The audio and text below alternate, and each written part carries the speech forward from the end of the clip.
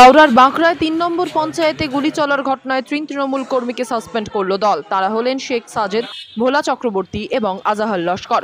তাদের মধ্যে ভোলা বাঁকড়া ৩ নম্বর পঞ্চায়েত অঞ্চল সভাপতি ছিলেন, সহসভাপতি ছিলেন আজহার। অন্যদিকে তৃণমূল থেকে সাসপেন্ড হওয়া ভোলাকে ইতিমধ্যে গ্রেপ্তার করেছে পুলিশ।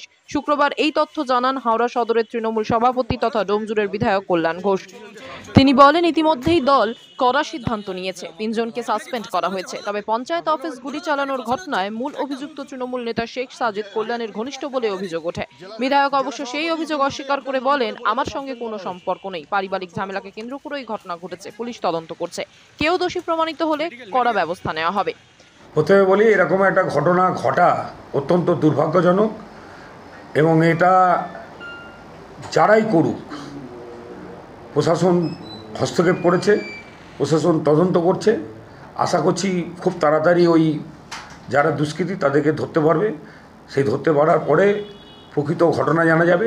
এই ঘটনার সঙ্গে যদি আমার দলের কেউ যুক্ত থাকে, আর ঘনিষ্ঠ বলে কথা নাই, দলের সব কর্মী আমার কাছে সমান। স্বাভাবিকভাবে দল তার বিরুদ্ধে যথাযথ ব্যবস্থা নেবে এবং আইনগতভাবে তার যা শাস্তি, চূড়ান্ত শাস্তি পাবে। কোনো গোষ্ঠীদ্বন্দ্ব নেই, আমাদের এখানে কোনো গোষ্ঠীদ্বন্দ্ব নেই।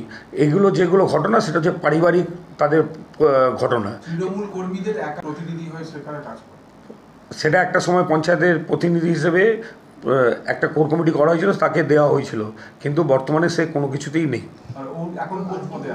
এখন কোনো পদেই নেই।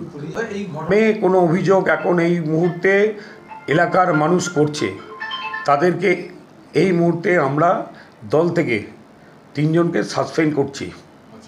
দলের কোনো দায়িত্বে বা কোনো জায়গায় এখন তারা থাকবে না। যদি দুষ্কৃতীরা ধরার পরে যদি তারা ক্লিন চিট পায়, তারপরে ভেবে দেখা হবে তারা দল কীভাবে করবে কি করবে না।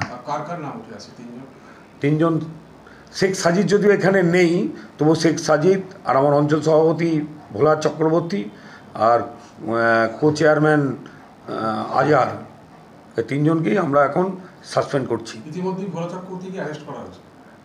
ভোলা চক্রবর্তীকে আটক করেছে। যদি দুষ্কৃতীদের পেয়ে যদি সে না হয়, তাহলে সে ক্লিন চিট পাবে।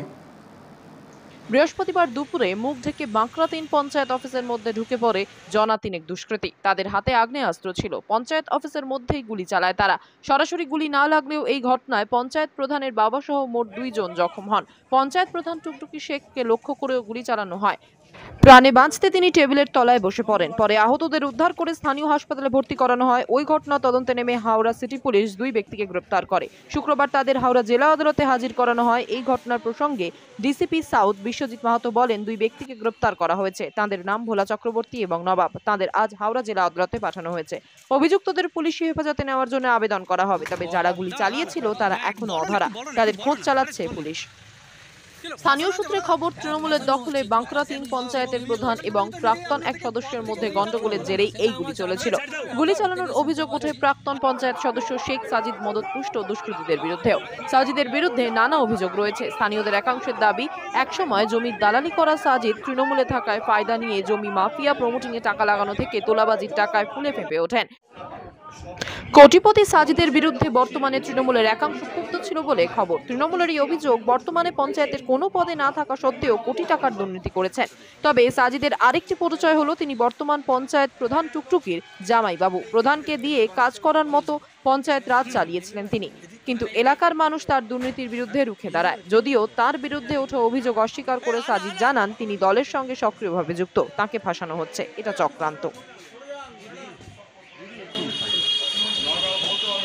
সবাই চিনবে।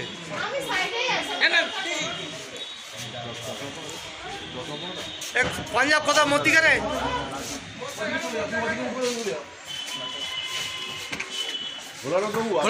দল থেকে ইতিমধ্যে করা হয়েছে, কি বলবেন?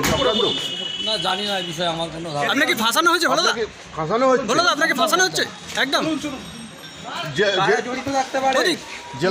জেলা সভাপতি ইতিমধ্যেই আপনার নাম করে বলেছে সাসপেন্ড করা হয়েছে।